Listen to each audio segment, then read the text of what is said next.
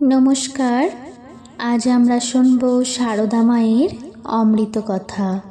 শ্রীমায়ের ভক্ত সন্তানদের মনে নানা বিষয়ের যেসব প্রশ্ন উদিত হতো, তাহারা মায়ের কাছে এসে সেই সব প্রশ্নের উত্তর পাইতেন। মা তাহাদেরকে খুব সহজ সরলভাবে সেই সব প্রশ্নের উত্তর দিতেন। মায়ের জনৈক সন্তান নলিন বিহারী সরকার মাকে জিজ্ঞাসা করলেন, মা, ঈশ্বরকে ডাকার ঠিক সময় কখন? মা বললেন, সন্ধিক্ষণেই তাকে ডাকা প্রশস্ত। রাত যাচ্ছে, দিন আসছে, দিন যাচ্ছে, রাত আসছে, এই হলো সন্ধি। এই সময় মন পবিত্র থাকে। মনের দুর্বলতা সম্বন্ধে জিজ্ঞাসা করায় মা বলিয়াছিলেন, বাবা, ওটা প্রকৃতির নিয়ম। যেমন আমাবস্যা পূর্ণিমা আছে না, তেমনি মন কখনো ভালো কখনো মন্দ হয়। একদিন কথা প্রসঙ্গে আমি বলিয়াছিলাম, মা, সংসারে থেকে কোনো কাজ হয় না। তদুত্তরে তিনি বলেন, বাবা, সংসার মহাদগ, মানে পাঁক। দকে পড়লে ওঠা মুশকিল। ব্রহ্মা বিষ্ণু খাবি খান, মানুষ তো কোন ছাড়। তার নাম করবে, নাম করতে করতে তিনিই একদিন কাটিয়ে দেবেন। তিনি না কাটালে কি উদ্ধার হওয়া যায় বাবা? তাতে খুব বিশ্বাস রাখবে। সংসার যেমন মা বাপ ছেলেদের আশ্রয়স্থল, তেমনি ঠাকুরকে জ্ঞান করবে। শ্রীমায়ের অন্য একজন সন্তান জিতেন্দ্রমোহন চৌধুরী বলছেন, জয়রামবাটিতে শেষ অসুখের পূর্ববার মা যখন কঠিন জ্বরে কষ্ট পাইতেছিলেন, তখন একদিন আমি তাহার পদসেবা করিতেছিলাম। এমন সময়ে মা বলিলেন, দেখো বাবা, কদিন ধরে ডাকছি, কেউ শুনতে পায়নি। কত কেঁদেছি, তবু কেউ আসেনি। আজ অবশেষে মা এসেছিলেন, জগদ্ধাত্রী। কিন্তু মুক্তি ঠিক মায়ের মুখের মতো। এবার আমার অসুখ সেরে যাবে। আরও একবার ছোটবেলায় দক্ষিণেশ্বরে যেতে আমার খুব জ্বর হয়, কোনো জ্ঞান নেই। এমন অবস্থায় দেখি যে একটি কালো কুচকুচে মেয়ে এক পা ধুলো নিয়ে আমার বিছানার পাশে বসে আমার মাথায় হাত বুলাচ্ছে। এক পা ধুলো দেখে বললুম, মা, কেউ কি পা ধুতে জল দেয়নি? সে বলল, না মা, আমি এক্ষুনি চলে যাব, তোমাকে দেখতে এসেছি, ভয় কি, ভালো হয়ে যাবে। তার পরের দিন থেকে আমি ক্রমে সেরে উঠি। এবার বাবা বড় কষ্ট দিয়েছে, কত ডাকবার পর তবে আজ দেখা পেয়েছি। এবারও আমি সেরে গেলুম। ভয় কি বাবা? তাকে কেউ ডাকলে সব বিষয়ে এসে তিনিই রক্ষা করেন। শ্রী শ্রী মায়ের অন্য একজন সন্তান ডাক্তার উমেশচন্দ্র দত্ত বলছেন, মা, ঠাকুর বলেছে যারা তার কাছে আসবে তাদের শেষ জন্ম। আপনার কাছে যারা আসবে তাদের কি হবে? মা বললেন, কি আর হবে বাবা, এখানেও তাই হবে। আমি বললাম, মা, আপনার কাছ থেকে যারা মন্ত্র নিয়েছে তারা যদি কোনো রকম জপ তপ না করে তবে তাদের পরিণাম কি হবে? মা বললেন, কি আর হবে, তোমরা এত ভাবনা করো কেন?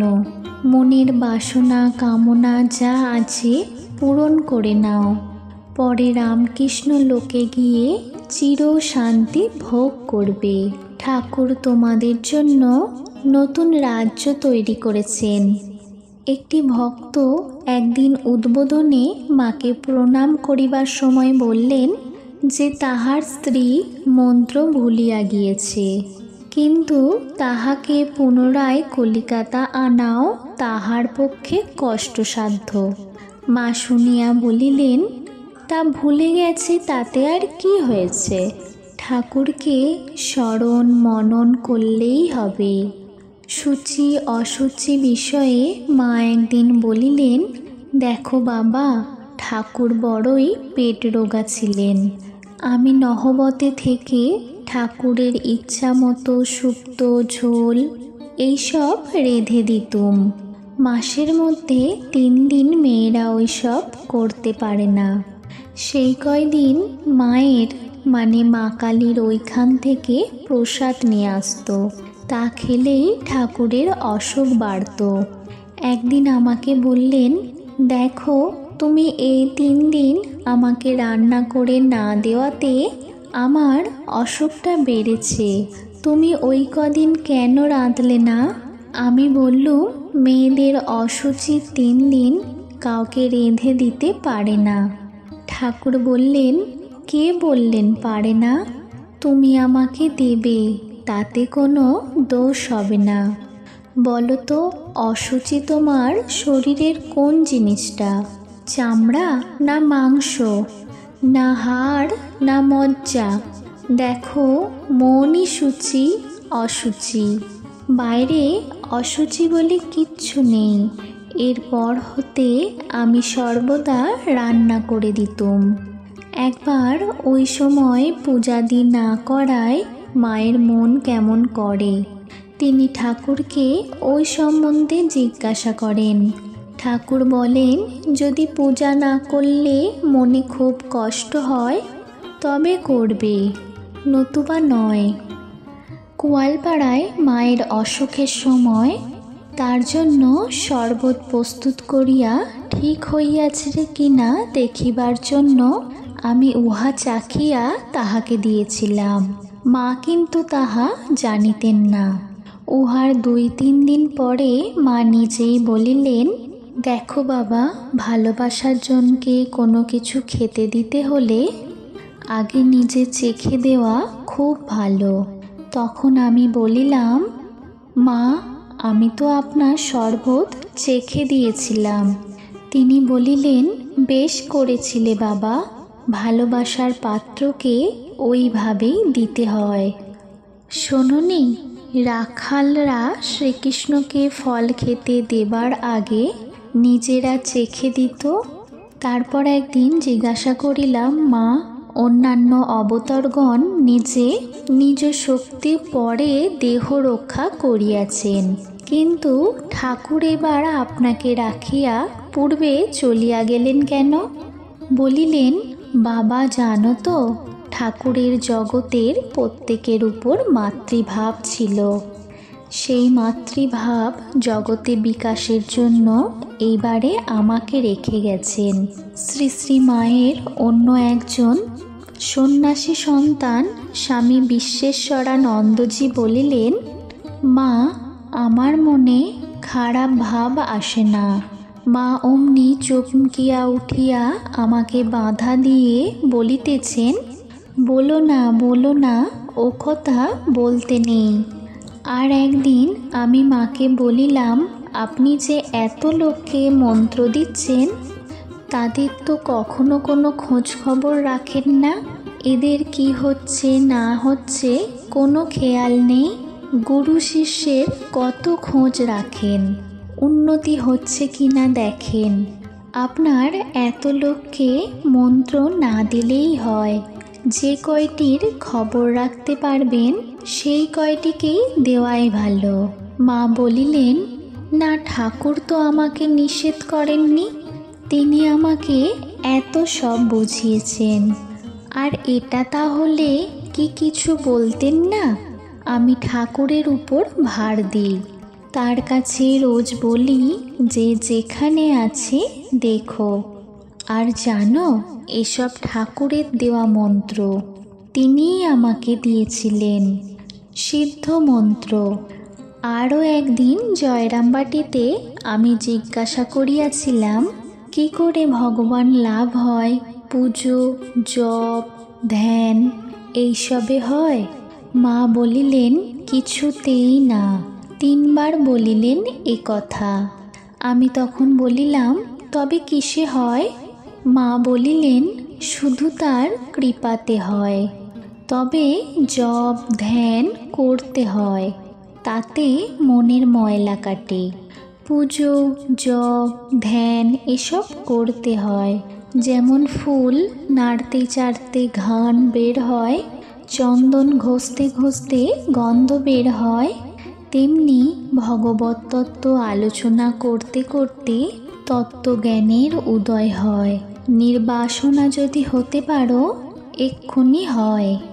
মায়ের অন্য একজন ভক্ত শ্রীমতী বললেন, একদিন বলরামবাবুর বাড়িতে আমি তাহাকে দর্শন করিতে যাই। সেই সময় একজন লোক মায়ের নিকট টাকা রাখিয়া বলিল, মা, অমুকের অসুখ, যাতে সে ভালো হয় তাই করবেন। মা বলিলেন, টাকা নিয়ে যাও, জন্মালেই মৃত্যু আছে। আমি কি করব? কিছুদিন পরে শোনা গেল যে ওই লোকটি মারা গিয়েছে। মার জনৈক ভক্তের উচ্ছৃঙ্খলতার জন্য একদিন যোগিন মা মাকে বলিলেন, মা, তুমি ওকে একটু সাবধান করে দাও, না হলে ও খারাপ হয়ে যাবে। মা বলিলেন, আমার বলা চলবে না। আমি যদি ওকে কিছু বলি ও শুনতে পারবে না। আমি ওর গুরু, ও যদি আমার কথা না রাখতে পারে তাহলে ওর অকল্যাণ হবে। মা এ কথা বলাতে যোগিন মা আর কিছু বললেন না। মায়ের অন্য আর একজন গৃহী সন্তান শ্রীমতী সরলা বালা দেবী বললেন, আমি একবার মাকে জপ সম্বন্ধে জিজ্ঞাসা করি, কিভাবে জপ করব? মা বলিলেন, যেমনভাবে করবে তেমনিভাবেই হবে। ঠাকুরকে সর্বদাই আপনার ভাববে। পরে মা জপ করিবার নিয়ম দেখাইয়া দিলেন। একদিন উদ্বোধনের বাটিতে মা বলিলেন, দেখো মা, আমি রাধারমণের কাছে প্রার্থনা করেছিলুম, ঠাকুর আমার দোষ দৃষ্টি গুছিয়ে দাও, আমি যেন কখনো কারোর দোষ না দেখি। মা বলিতেন, দোষ তো মানুষ করবেই, ও দেখতে নেই, ওতে নিজেরই ক্ষতি হয়। দোষ দেখতে দেখতে শেষে দোষই দেখে। একবার যোগিন মাকে বলিয়াছিলেন, যোগিন, কারোর দোষ দেখো না, শেষে দূষিত চোখ হয়ে যাবে। একদিন এক স্ত্রী ভক্ত মায়ের নিকট তার বন্ধুর সহিত মনোমালিন্যের কথা বলায় মা তাহাকে বলিতেছেন, দেখো মা, মানুষকে ভালোবাসলে দুঃখ কষ্ট পেতে হয়। ভগবানকে যে ভালোবাসতে পারে সেই ধন্য হয়, তার দুঃখ কষ্ট থাকে না। আর একদিন জনৈক স্ত্রীভক্ত মায়ের কাছে ঠাকুর পুজো শিখিতে চাওয়ায় মা বলিলেন, দেখো, তোমরা সংসারে থাকো, অত পারবে না। তার নাম যেটুকু পেয়েছ ওইটুকুই করো দেখি। ওইটুকু করতে পারলেই সব হয়ে যাবে। একদিন মা আমাকে ঠাকুরের ভোগ দিতে বলিলেন। আমি ভোগ দেবার কোনো মন্ত্রাদি জানিতাম না। তাই মাকে বলিলাম, মা, আমি তো ঠাকুরকে কি করে ভোগ দিতে হয় তা জানি না।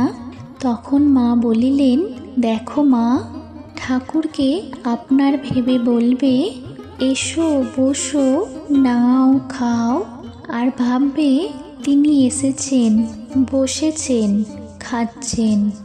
আপনার লোকের কাছে কি মন্ত্রতন্ত্র লাগে?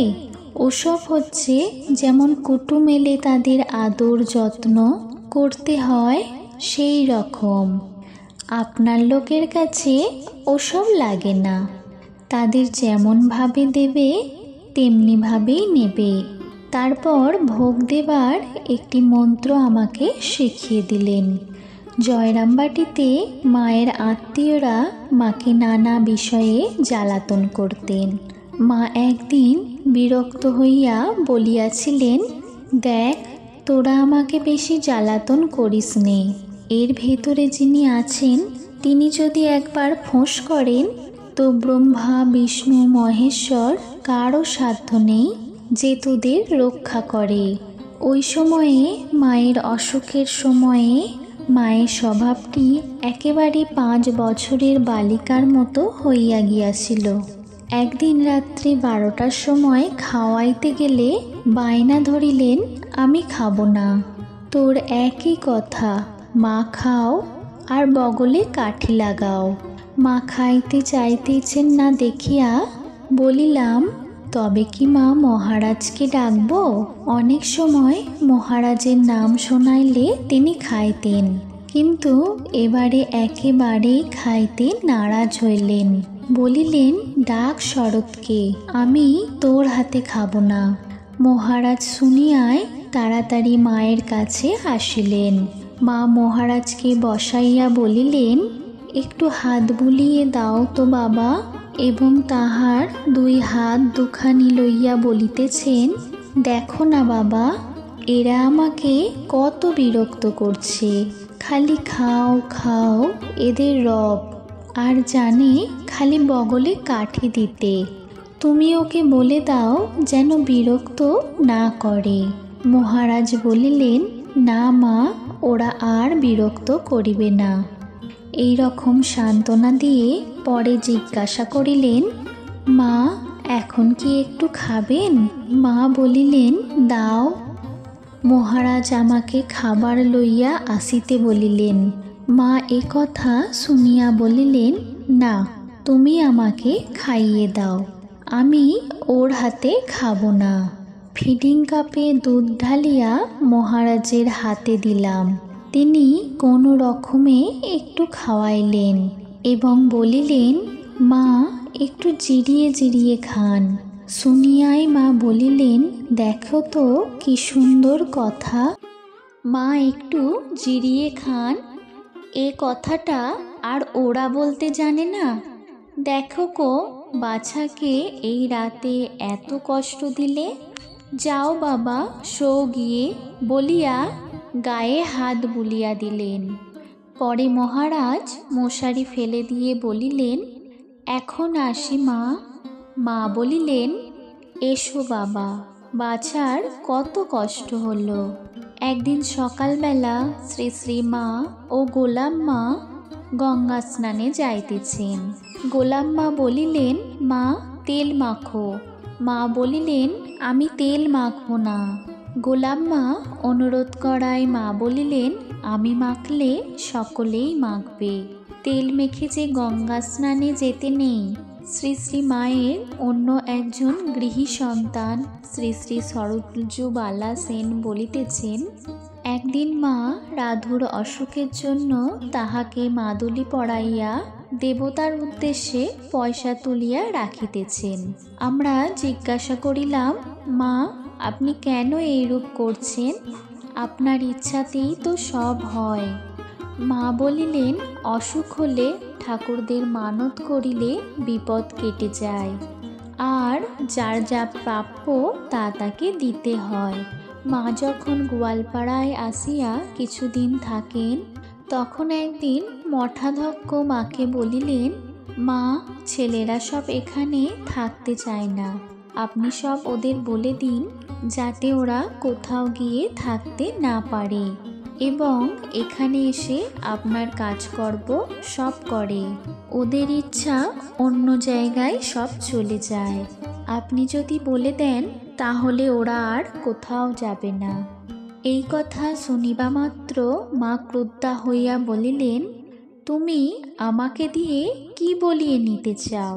আমি বুঝি বলে দেব যে ওরা কোথাও থাকতে পাবে না? ওরা আমার ছেলে, ঠাকুরের কাছে এসেছে। ওরা যেখানেই যাবে সেখানেই ঠাকুর ওদের দেখবেন।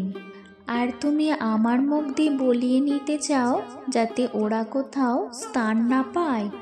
এ কথা আমি বলতে পারবো না। মা তখন খুব জোরে জোরে কথা বলিতেছেন, আর সকলে ভয়ে অস্থির। মঠাধ্যক্ষ তখন মায়ের পায়ে পড়িয়া কাঁদিতে কাঁদিতে বলিলেন, মা ক্ষমা করুন, রক্ষা করুন। মা তৎক্ষণাৎ একেবারে শান্ত হইলেন। শ্রী শ্রী মায়ের অন্য একজন সন্ন্যাসী সন্তান স্বামী রীতানন্দ বলিলেন, একদিন মাকে জিজ্ঞাসা করিলাম, কিভাবে আমি সাধন ভজন করিব? মা বলিলেন, ঠাকুরকে ডাকলেই সব হবে। ইহা আমার মনোপুত না হওয়ায় আমি পুনরায় জিজ্ঞাসা করিলাম। মা তখন বিরক্ত হইয়া জোর গলায় বলিলেন, আমি কিছু জানিনি। ঠাকুরের কাছে যা চাইবে তাই পাবে। জয়রামবাটি ম্যালেরিয়ার দেশ। মার মধ্যে মধ্যে জ্বর হওয়ায় শরীর খুব খারাপ হইয়াছে। পূজনীয় শরৎ মহারাজের আদেশে দর্শনাদি কিছুদিন বন্ধ আছে। এমন সময় বরিশাল হইতে জনৈক ভক্ত আসিয়া উপস্থিত হইলেন। মাকে দর্শনের জন্য তাহার অত্যন্ত আগ্রহ। শ্রী শ্রী মায়ের অন্য এক সন্ন্যাসী সন্তান স্বামী পরমেশ্বরানন্দজি বলিলেন, জয়রামবাটি ছিল ম্যালেরিয়ার দেশ। মার মধ্যে মধ্যে জ্বর হওয়ায় শরীর খুব খারাপ হইয়াছে। পূজনীয় শরৎ মহারাজের আদেশে কিছুদিনের জন্য দর্শনাদি বন্ধ রইয়াছে। এমন সময় বরিশাল হতে জনৈক ভক্ত আসিয়া উপস্থিত হইলেন। মাকে দর্শনের জন্য তার অত্যন্ত আগ্রহ। আমিও তাহাকে যাইতে দিব না। সুতরাং আমাদের মধ্যে বেশ বাদানুবাদ হইতে লাগিল। গোলমাল ক্রমশ মায়ের কর্ণগোচর হইল। মা একেবারে আলুথালুভাবে দরজায় আসিয়া উপস্থিত। বিরক্ত হইয়া বলিলেন, কেন তুমি আসা বন্ধ করছো? আমি বলিলাম, শরৎ মহারাজ নিষেধ করিয়াছেন। অসুস্থ শরীরে দীক্ষা দিলে আপনার শরীর আরও খারাপ হবে। মা বলিলেন, শরৎ কি বলবে? আমাদের তো ওই জন্যেই আসা। আমি ওকে দীক্ষা দেব। ভক্তটিকে বলিলেন, এসো বাবা, আজ তুমি জল খাও, কাল তোমার দীক্ষা হবে। নমস্কার। আজ এই পর্যন্তই। সকলে ভালো থাকবেন, সুস্থ থাকবেন। জয় ঠাকুর রামকৃষ্ণ, জয় মা শারদা। ধন্যবাদ।